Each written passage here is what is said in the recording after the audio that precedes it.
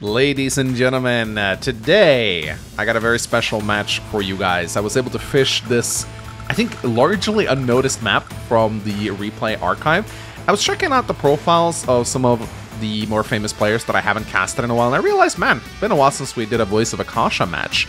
He is famously unbeaten on the Global League, but he was beaten by Rip, I think it was last year, and that was the kind of like the match that got everyone to notice Rip. So the legendary Voice of Akasha was defeated at last, but he's still an incredibly impressive player, and I decided to go through some of his older games, because I have an add-on that automatically loads in old replays, even outdated ones. And going through some of his match history, I was able to find this match that I'm not sure if anyone even noticed this. This is a Live League match. This was played back when Live League first made it onto the site. And I'm like, Voice of Akasha as GRIMM? Really? Like this is so weird. Like, I guess he was just playing around and he decided to play as GRIMM. And I've never heard of his opponent right here. This seems like an ult to me. Rotown Feline, 7 wins, 1 loss. Seems like a pretty strong player, actually, because as you can see right here, he's scored a lot of wins in his match history right here. Like, he's actually won most of his matches, and he's played in a lot of tournaments. I don't really know what this is, but this seems like an ult to me. But yeah, Voice of Akasha in a live match playing as GRIMM. That's we have to check this one out, don't we? Because we don't see Voice of Akasha play many live games. We know that he can play them. I famously tried to get him to participate in one of the live Grandmasters tournaments forever, but he was always busy. So this one's going to be pretty interesting. GRIMM versus Adder, we've seen this matchup a lot in the GRIMM Guy videos. Feels weird to host a GRIMM versus Adder that's not GRIMM Guy. But of course, you know, everyone says it. I've said it a million times. Adder's pretty good against GRIMM, at least if he knows what he's doing. But he's up against Voice of Akasha, one of the best players of all time.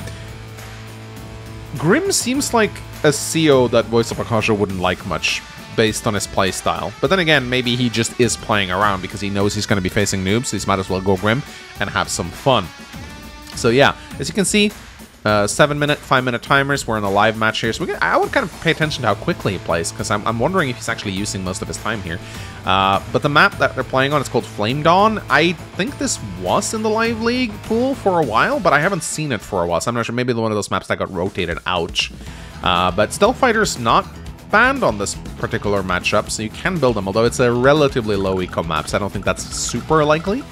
But we do have airports, we have 3 bases, lots of terrain in the center, lots of forests and mountains, but there's a pretty open path, like right here.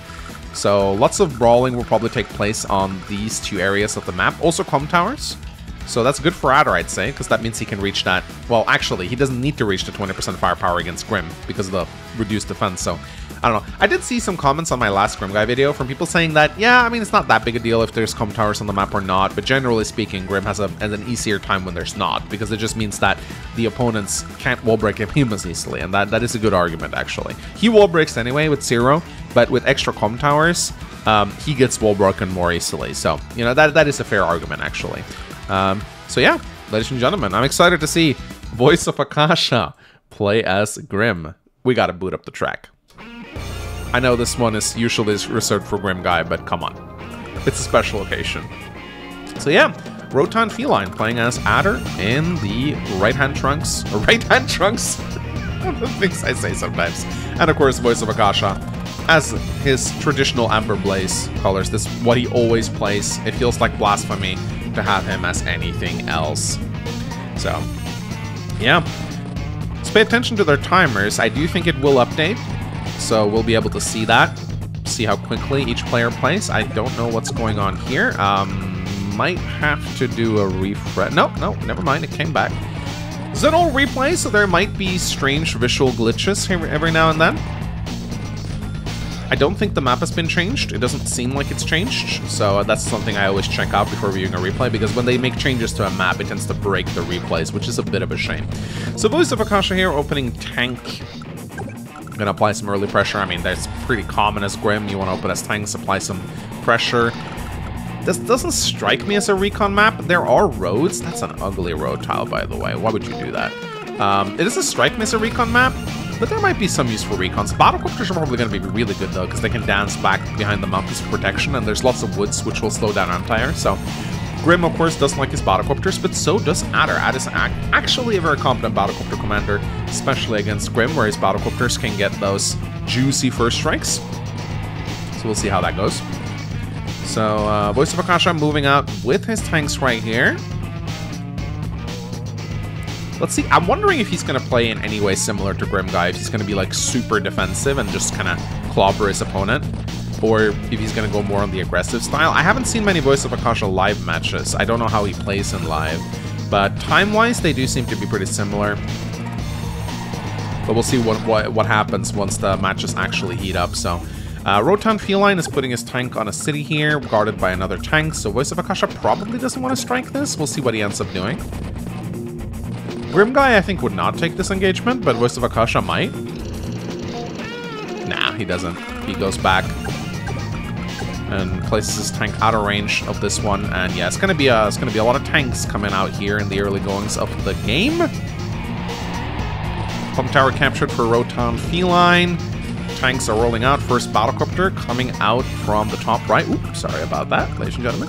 Coming out from the top right here, so already one battlecopter. That means Voice of Akasha probably has to respond with a battlecopter of his own, or maybe he is content with just going anti-air. We will see. Tanks rolling out right here. This seems like a match that I would be surprised if this breaks out in the stall, because this map is so little. I think that at some point, one player will strike the other. Battlecopter comes rolling out. Voice of Akasha has an anti-air to deal with it, so that's fine. Rotan Feline now uses the cities as cover. I actually have played on this map once. I have some vague memories of a live game that I played on this map, so it is somewhat familiar to me. HQs are actually pretty exposed. I don't think there's going to be any HQ shenanigans, but it is nice to have this HQ to like put a tank on. So it gives it a little bit more defense than just your traditional city. It's a very good property. And this is a very forward capture right here by Rotan Feline. A bit of a Manx infantry, if I may say so myself. I don't really understand what this capture is supposed to accomplish, really. So, don't know how good this guy... Oh, okay. Voice of Akasha just goes for the hit now. I think he feels confident because he has so many tanks here. And Rotan Feline's battlecopter is like all the way up here, so he can't really participate in this brawl right here. And Voice of Akasha has a battlecopter coming in here, so... Yeah, he's not going to play like GRIMM Guy at all here. I think he's going to actually be a lot more aggressive. So, Rotan Feline now goes for the counterattack. Yeah, pulls his tank back to the HQ. That is a nice thing about fighting on his south side, is that he has that HQ that he can pull back to. But, it does look like Voice of Akasha just has a bigger presence in the south compared to Rotan Feline, because... Keep in mind, his bases are up here. They have to travel pretty far to get to the front lines, whereas Akasha has a more direct path to this place. So I dare say this would be Akasha's strong side and his weak side. So Akasha's fighting on his strong side right now, which is pretty good. So day 10 rolls in, and looking at Rotan Feline's position right here, this looks very scary, and I think, yeah, Akasha's gonna pounce right now. He does tend to play more on the aggressive side in most of his games, I've noticed. He's a relatively aggressive player. So, but he's not gonna go, he's not gonna go in just yet. He's building up his army though, and that GRIMM power is very close right now, and I think Rotan Feline needs to be very careful about that. Some infantry skirmishing going up in the north part of the map right here. Both players equal in income. If you look at the timers, though, we see that Akasha plays much slower than his opponent. We'll see what his time is at the end of this. They're actually somewhat equal again, but this is after Rotan has gotten his increment, so we'll see how Akasha does. Oh, nice little pickup right there, using the infantry as a shield. Yeah, look at that, seeing a weakness in formation and just kind of pushing in. Gets the battlecopter strike as well, that's pretty good. And I am pretty sure most Adder players would pop their power in this position, but Voice of Akasha really clustering together in the center right here. And Rotan Feline absolutely popping his power. I didn't even mention this, by the way, but they have alternate dual strike skins available right now on the site. I just enabled them for fun. You don't really see much of a difference with GRIMM. His face is the same, but he has like a different outfit. But Adder looks like Marilyn Manson, which is kind of weird. But yeah, here comes the Adder power. It better be a good one, because I dare say the GRIMM counterattack is going to be pretty nasty. Yeah, this is a brawly map, a very brawly map. Lots of stuff going on in the center here. It's a decent attack. He takes out several of Akasha's units. But look at that, ladies and gentlemen. Are we going to see a haymaker? It looks like we might see a haymaker, ladies and gentlemen. Ooh, it's coming. Yup, here we go. Grimm's haymaker. 100% extra firepower, ladies and gentlemen. Battlecopter comes in, almost kills. When you pop your haymaker as Grimm, your infantry will now one-shot infantry, or very close to him. Planes, there's like a little bit of a luck roll, especially during your opponent's power. If it wasn't for his power, this would have been a guaranteed one-hit KO, I'm pretty sure. Oh my lordy, lordy, lord. That hurts. That's a lot of damage. A lot of damage. Day 13 pops in for Rotan Feline. He is getting absolutely clobbered here, and he's forced to attack infantry. Gets some nice shots with his tanks, though, but yeah, you don't even... Like, here's the thing. During Grimm's superpower, you actually, if I'm not mistaken, you don't actually want to engage his tanks on cities. From planes, that is. You're going to take about as much damage. You're going to take more damage than you deal, so yeah, absolutely not. And yeah, no, this is not looking good for our little feline friend right here. I think he's about to get clobber slopped right here. Day 13. The brawl continues. This feels somewhat similar to Grimm Guy, but Akasha's playstyle is a little different, I feel. Like, Akasha's way more aggressive. I think Grimm Guy would have waited longer. And then, but man, he is absolutely mopping up his opponent. I think this is going to be a pretty quick resign, honestly. Yep, there we go. Ladies and gentlemen, Voice of Akasha as Grimm. Yeah, I guess he's not beating the Grimm Guy allegations. I can neither... Like, here's the thing, though, and I will say this. I'm not going to spoil who Grimm Guy is, but I know who it is. I'm not going to confirm or deny if he is Voice of Akasha, but I will say I know Grimm Guy's identity, actually. I will never spoil it, unless he specifically asked me to do it. That's all. I will just say I know. I know. You guys don't know, but I know.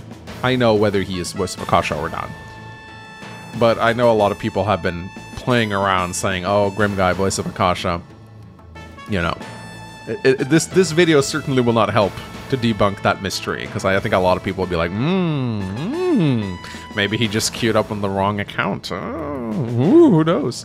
But yeah, still a little match right here. It's pretty old. This is like over a year old. I had to like reload the replay. I like had to dig deep into his match history, and when I saw it, I was like, wow, how did I miss this? So fun little match here. Always fun to see a legend play live. That's like something you don't see every day. He has some other live games actually in his history that I haven't covered, so I might check out those at some point too. Maybe we can find some more meme matches. Anyway, ladies and gentlemen, hope you guys enjoyed this cute little video. Very short video today. My goodness, like a 10-minute replay. But you know, that can be nice too sometimes. I'll see you guys next time. Please submit your replays to mangsawbwreplays@gmail.com, and do remember, don't send me attachments, just link the match. I have a add-on that loads in replays. I don't need your files, okay? I don't want to download zip files from Gmail attachments for obvious reasons. Take care, guys. Love you. Mwah.